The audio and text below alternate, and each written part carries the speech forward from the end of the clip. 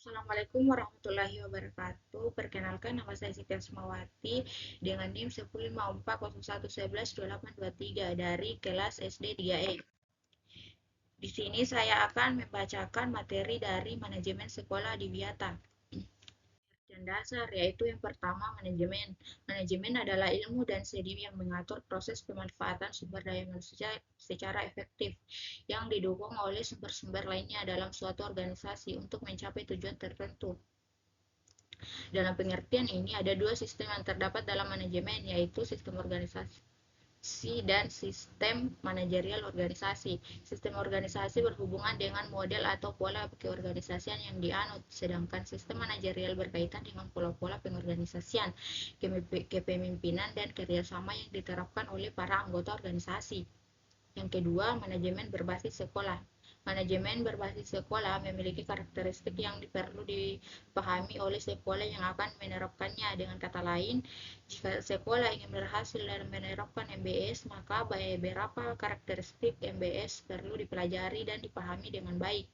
Membahas karakteristik MBS tidak dapat dipisahkan dengan karakteristik sekolah efektif. Jika MBS dianggap sebagai wadah atau kerangkanya, maka sekolah efektif merupakan isinya. Oleh sebab itu, karakteristik MBS membuat elemen-elemen sekolah efektif yang dikategorikan menjadi input, proses, dan output. Yang ketiga yaitu manajemen operasional sekolah di Wiata.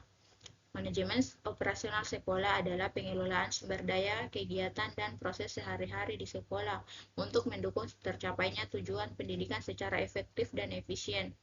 Ini mencakup pengelolaan kurikulum, sumber daya manusia, guru, dan staf, keuangan, sarana dan prasarana siswa, hubungan dengan masyarakat, serta keamanan dan kenyamanan lingkungan sekolah. Tujuannya adalah meningkatkan mutu pendidikan, menciptakan lingkungan belajar yang kondusif, dan memastikan semua sumber dan optimal. Materi yang kedua, peraturan dan kebijakan. Peraturan kebijakan adalah pedoman atau aturan yang ditetapkan oleh pihak berwenang untuk mengatur tata kelola, perilaku, atau pelaksanaan kegiatan tertentu. Tujuannya adalah menciptakan keteraturan, efisiensi, dan pencapaian tujuan strategis dalam suatu organisasi atau masyarakat. Peraturan ini bersifat mengikat dan harus dipatuhi oleh semua pihak yang terlibat. Materi selanjutnya yaitu program kerja. Yang pertama, program peningkatan kualitas pembelajaran, pengembangan kurikulum dan bahan ajar, pelatihan dan pengembangan profesi guru, penggunaan teknologi dalam pembelajaran. Yang kedua, program pengembangan karakter siswa, pendidikan karakter melalui kegiatan ekstrakurikuler, program kepemimpinan dan kedisiplinan. Yang ketiga, program kesehatan dan kesejahteraan, program kebersihan dan kesehatan sekolah, pemeriksaan kesehatan siswa secara berkala, kegiatan olahraga dengan aktivitas fisik. Materi selanjutnya, sumber daya manusia. Yang pertama, kepala sekolah. Kepala sekolah memotivasi dan mendukung para guru serta staf dalam mencapai tujuan pendidikan. Yang kedua, guru. Guru berperan dalam pengembangan karakter siswa melalui kegiatan ekstrakurikuler dan pembinaan di luar kelas. Yang ketiga, staf, pengasuh, dan pengawas. Mereka juga dapat terlibat dalam kegiatan yang mendukung lingkungan yang aman dan nyaman bagi siswa. Yang keempat, orang tua dan komite sekolah.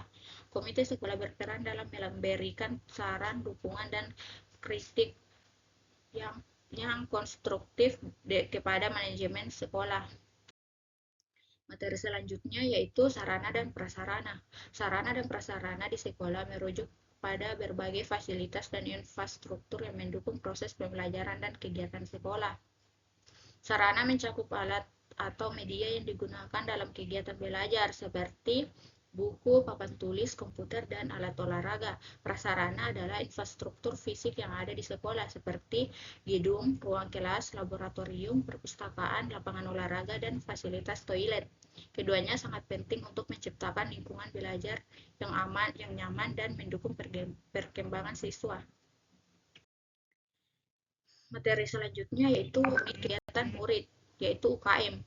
Unit kegiatan murid atau yang disebut UKM di sekolah adalah kegiatan ekstrakurikuler yang diikuti oleh siswa untuk mengembangkan minat dan bakat di luar pelajaran akademik. UKM mencakup beberapa bidang, yaitu seperti olahraga, seni, organisasi, sains, dan keagamaan. Kegiatan ini bertujuan untuk memperkaya pengalaman siswa, mengasah keterampilan sosial dan kepemimpinan, serta membentuk karakter yang lebih baik. Materi selanjutnya yaitu anggaran. Anggaran dari sekolah adalah rencana keuangan yang digunakan untuk membiayai kegiatan operasional dan pengembangan sekolah.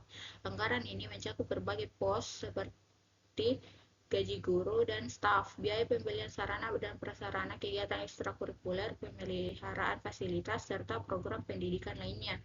Anggaran sekolah biasanya berasal dari dana pemerintah, sumbangan orang tua, dan sumber lain yang dikelola untuk memastikan kelancaran proses belajar mengajar dan pengelolaan secara efektif. Yang materi selanjutnya yaitu mitra kerja. Mitra kerja di sekolah adalah pihak-pihak yang bekerja sama dengan sekolah untuk mendukung keberhasilan pendidikan. Mitra ini dapat mencakup orang tua siswa, lembaga pemerintah, lembaga swasta, komunitas lokal, serta organisasi non-pemerintah atau yang disebut NGO. Kerjasama ini bertujuan untuk meningkatkan kualitas pendidikan, menyediakan sumber daya, atau menyelenggarakan program pendukung seperti pelatihan guru, kegiatan ekstrakurikuler, dan bantuan keuangan. Baik, sampai di sini materi saya. Sekian dan terima kasih. Assalamualaikum warahmatullahi wabarakatuh.